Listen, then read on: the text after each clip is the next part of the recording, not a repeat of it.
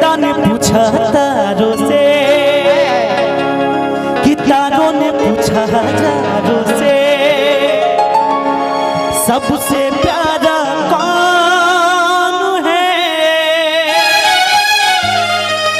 पापा ओ मेरे पापा पापा ओ मेरे पापा। साजन भैया एहू में दू लाइन हमहू माई खाजी कहे हो एक छोटा सा नाम है माँ हो जिसके आगे झुके जहां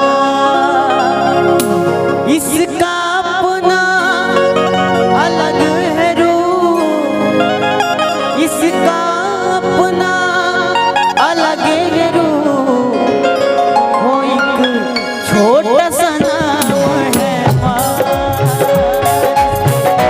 आगे झुके ऐसे माई के कर्जा कोई ना चुकाई।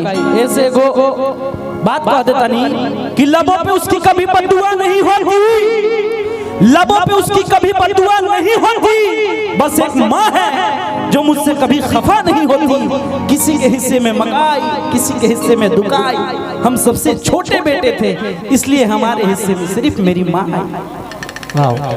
माई अब का कहे के बा आवल जाओ ओ माई के बोलावल जाओ जना भजन में भाव मैल बन जा भैया। एगो पवन सिंह के गीत रहे अरमान, एगो पवन भैया के गीत रहे कौन गीत कि सजा दो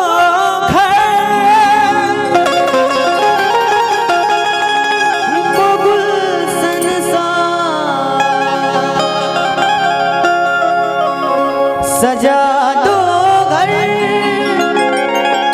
को गुलशन सा मेरे सरकार आए हैं। लेकिन भैया ए भैया हम जानत हम गाना गावल कोनो और चाहत रही मगर उठा देनी है कोनो और वो हम जानत नहीं कौन भैया के ना।